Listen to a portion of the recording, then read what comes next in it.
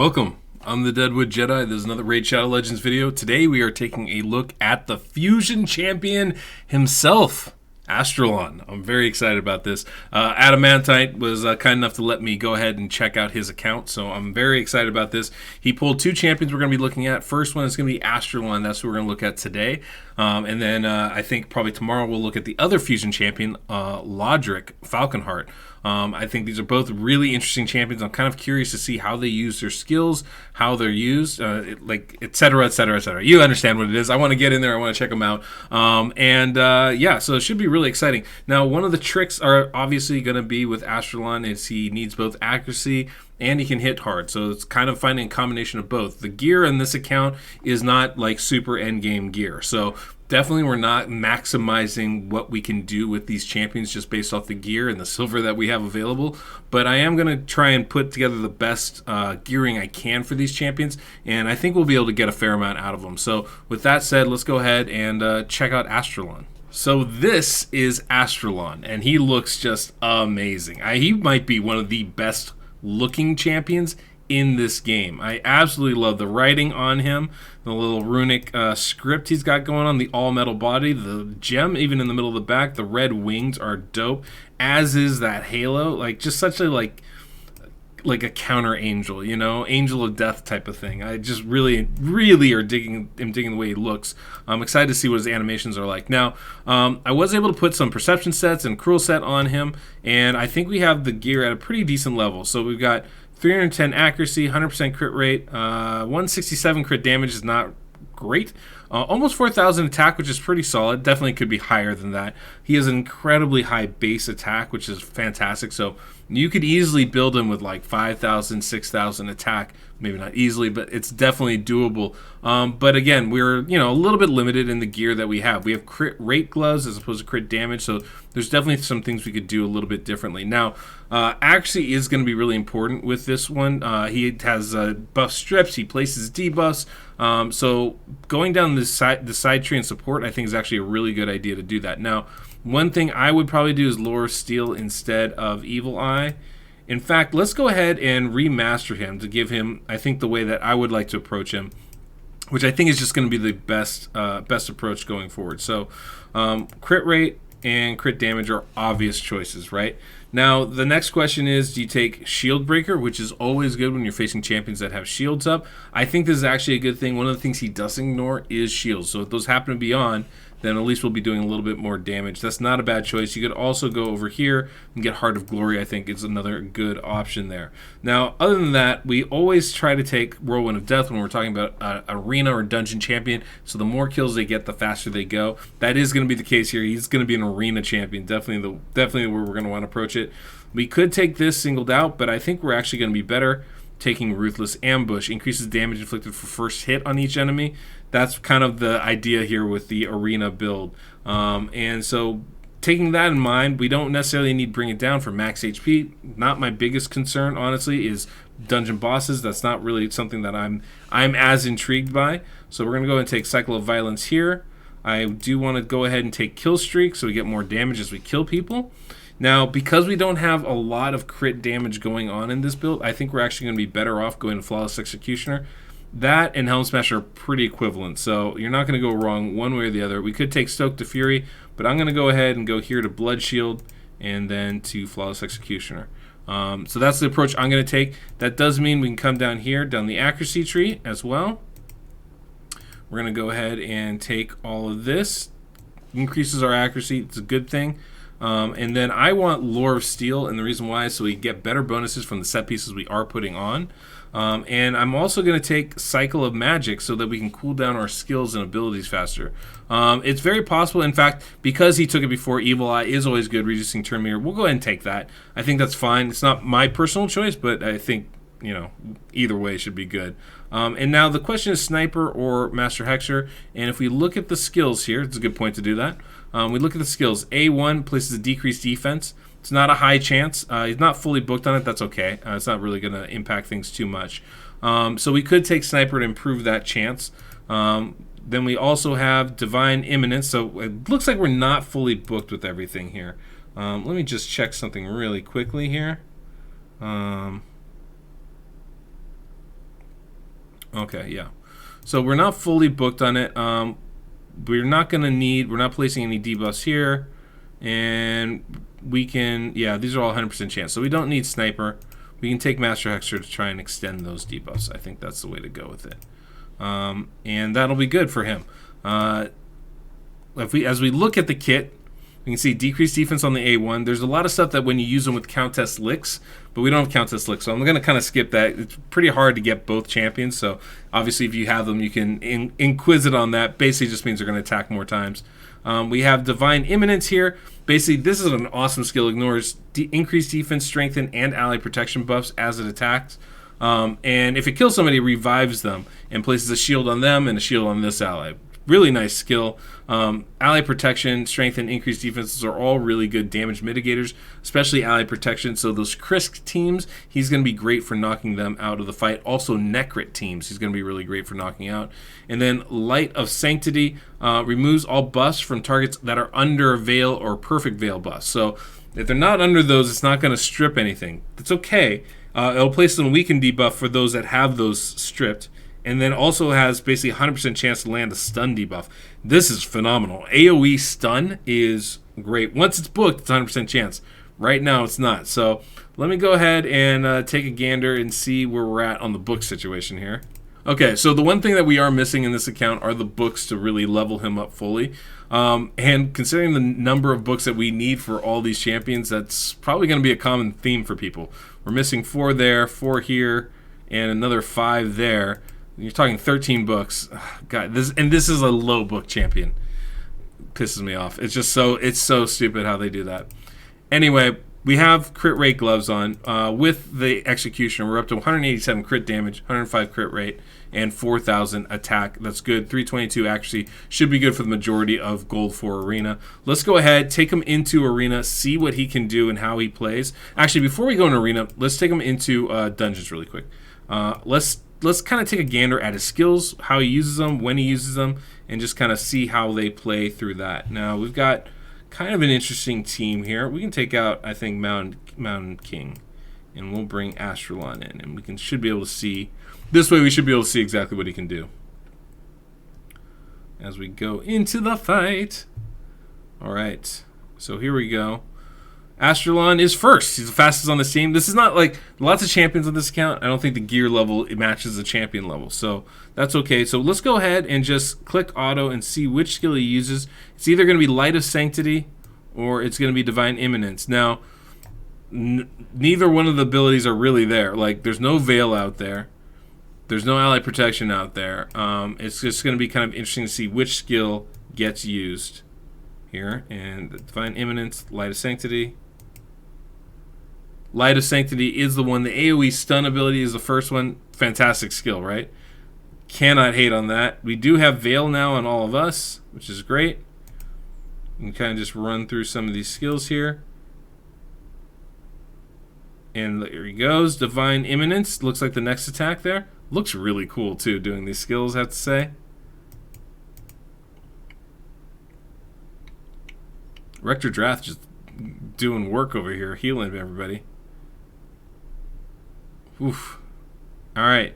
So far, it hasn't been a huge hitter, from what I've been able to see. Doesn't seem like he's doing crazy, crazy damage. Now, granted, not fully booked, but it's not terrible damage either. And we don't have, like, crazy attack on him. Obviously, there's a lot of room to improve that. But not bad, you know. Doing those double hits with, like, you know, 8 to 12,000 damage on each one. The solid AoE. The stun ability there is fantastic. And I think it's an interesting thing. When I first looked at this champion, I was like, okay, he's either going to be a great CC champion or he's going to be a great nuke champion. From what I can see here, it looks like CC is really going to be a strong suit. An AoE stun is massive, guys. I mean, just massive. You can bring him in. Usually you have like a provoke champion. I would honestly prefer using him over that. I think he's going to be great. He's going to be great against Duchess teams, stripping those buffs, and just coming in. I think really good against Krisk teams, hitting through that AoE or the ally protection. He does hit very hard too, which is nice. Like he has good multipliers on the A2 and the A3 specifically. The A1's okay, but the A2 and the A3 has a lot of very good multipliers on it. His animations are really cool. That's awesome. So let's go ahead and take him for a run in the arena. All right. Kind of keep it on 1 speed as we look and see what we're doing. We don't have anything up, so let's go ahead and smack with with this skill here and see if we can't hurt Duchess. It does okay damage. Nothing to write home about so far, at least. I really want to see how he does with the Duchess ability there. Perfect. So we have Veil out on most of these champions. We can go ahead and use this A3. Should remove all the other buffs, or at least some of them, and then should stun a bunch of people.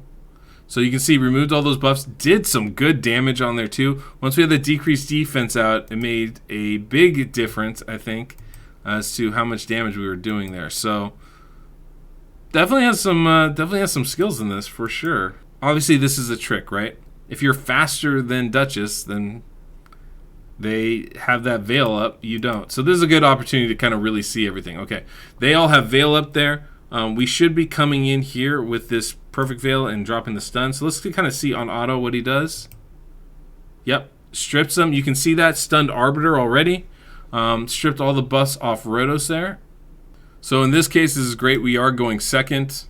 They get all those buffs out there. Let's go ahead and just unkillable ourselves. Go ahead and try and smack. Stripped all those buffs. Look, we got the stun on Seer. And this is not 100% chance because we aren't fully booked. So I think that obviously makes a big difference there as well. But we can go ahead and try and take those two out, which is going to be great for us. And now this is the hard one, right?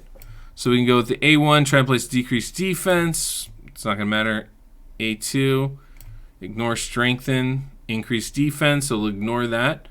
Go ahead and attack Duchess. That's a great looking skill. It doesn't seem like it hits particularly hard, but it looks fantastic. Comparable to his A1 though, so not the worst thing in the world. Obviously, if higher end game account, you're going to be able to do more with that. That's just the nature of the game, right? There you go. You can see that A1 multi-attack. It's not a bad skill at all. I'll be honest, I was expecting a little bit more raw damage out of him. Maybe it's not fair to ask that, considering that not fully booked. And maybe that's the difference, right? But I don't know. I was expecting a little bit more, to be honest with you. Doesn't seem bad at all. I just don't see. I think that we might need to reevaluate where we're using this champion. Are we using this champion or how we're using this champion is even better. But I love that. Like, that is such a Duchess counter. Stripping all those buffs, including the veil and the perfect veil. That's just super duper strong. I mean, really strong, guys. AoE stun is really strong as well. You don't have to just face Duchess teams. Clearly very strong against anybody. And I'm pretty sure if you build up the attack and the crit damage on this champion, you can actually do some pretty decent single target damage. The hard part is Duchess is super strong. I mean, just super duper strong. Yeah. There's the shield. Okay. Let's go ahead and strip these buffs. Boom. Got the triple stun out. Like, that's just so strong, guys. Completely prevents them from using their skills is just an incredible ability. Astralon's interesting. Very interesting champion. Reminds me a little bit of Yakarl. That's not a compliment, but the AI in this is a lot better than Yakarl's. The Yakarl has an interesting ability where he puts frost on somebody and then spreads frost, and the AI is all messed up. But the hard part with Yakarl is you have to split the damage with the accuracy. You can build them full-blown accuracy for a high-level arena, but then you're not getting as much damage, or you do the other way around. And that's kind of what's going on right here, is I've tried to thread that needle, building both attack and accuracy. And honestly, with this level, I feel like he should be doing more damage. 4,000 attack, 187 crit damage. That's not bad. It's not great by any means, stretch of the imagination. But I feel like that's better than what we're seeing, you know? Let me see if I can't put a little bit more attack on him and see if I can't get anything out of it that way. Okay, guys, so I redid Astralon a little bit. Spent too much silver doing it. But I upped his attack by about 1,000, upped his crit damage by about 80 or 60 or so. Anyway, he's going to hit harder. He's slow as all molasses, but, you know, going to have to make a sacrifice somewhere. So we're going to see how this works, guys. That's fine. Shouldn't kill them all. Didn't even land on them all. Let's go ahead and just see how we hit against Duchess here. 20,000, not bad. It's not game breaking by any means, so there's definitely some leeway there with stuff. Not necessarily what I would call the best champion, probably not by any means. But you know, not horrible. Still, I mean, still does good damage though. I think I would build him more for CC and defense and then rather than attack. I know his multipliers aren't bad on that A2. And I know they're not bad on the A3 either. So it's not like he can't do damage, but I think from what I'm seeing, that's probably not going to be his strongest spot, which is kind of an interesting thing. But I do love the fact that he's stripping those buffs off of most of those champions. He's going to have a hard time against resist champions. I mean, but every accuracy needing champion does. So that doesn't matter if you're talking about Madame Ceres or you're talking about Astralon. They're always going to have a bit of a struggle there. So in general, I like him. I think he's good. I think he's definitely worth fusing. I think that if you decide not to fuse him, you're going to be just fine. He's not going to be a meta-changing champion. Part of the issue is that obviously his strip ability only works against teams that have Veil up. So if you're not facing a Duchess team or some other team that puts up a lot of Veil, it's not really doesn't really matter that much. The great thing though is that A3 is an AoE stun. That's a really powerful ability, even if you don't get the strip up. I think that's just really strong in and of itself. So there is some balance there. I think you're definitely going to see Astralon in some high-end Plat Arena teams, some high-end Gold 4 teams. He's definitely going to have a place in this game, and I think you're going to see him as kind of a Duchess killer type of team. But is he better than, like, say, like a Madame Ceres? That's an interesting question. I think it depends on the makeup of your team. Getting that stun out after you strip the buffs, that's really good, because what that does is it means you're not going to get cut in. They're stunned. That's a strong ability. Stun is the strongest ability in this game, the strongest debuff. So being able to put that on an AoE basis and when fully booked on a 4 turns cooldown, it's really good. It's like really, really good. His A2 being able to hit hard, even though it's single target, helps a lot as well. The ability to put True Fear with the A1 is really nice too. Is it game breaking? Is it worth breaking the bank for? I don't think so. I think that having him makes dealing with certain situations a lot easier. And like when you're talking about like high end Doom Tower and stuff, it can be really strong. But I think there is a bit of a limitation with it. Just based off of that. Obviously the stun's great, like I said, but being able to only strip buffs from those that have veils really limits the real usability of this champion. So not a game-breaking fusion champion, not somebody I would necessarily wail all the way out for unless you can. And that's kind of my general philosophy with these fusion things. If you have the resources to do it without stretching yourself thin, go for it. But in this one, you might want to just focus on logic, save your resources, get rewards where you can. I don't know. I mean, I always feel like when you have the opportunity to get a fusion champion, do it. In fact, I actually really don't know any times where people are like, man, I really wish I didn't fuse that champion. Even if they're sitting in your vault, it's not like you ever miss the resources. I don't know anybody that's going, oh, God, knew I would have that 4-star, four quadruple roll speed set, yada, yada, yada, if I hadn't, used my energy or my gems or my silver on that stupid fusion event. I never see that. A lot of times you're like, well, I have them. I don't need them, but I have them. But you don't really look backwards on it. So generally I say go for it if you can. And obviously, if you can't, then don't worry about it. Don't feel bad about it. You're not going to be missing out a whole lot. It's a good champion, not a game changer. So hopefully that's helpful for you guys. If you like this content, hit the like and subscribe button. I have little previews on a bunch of these champions on my Game On account, so check that out. You just look up hashtag Deadwood Jedi and find my content that way. Other than that, guys, hopefully you're having a good time enjoying the fusion, and until next we meet, I'm the Deadwood Jedi.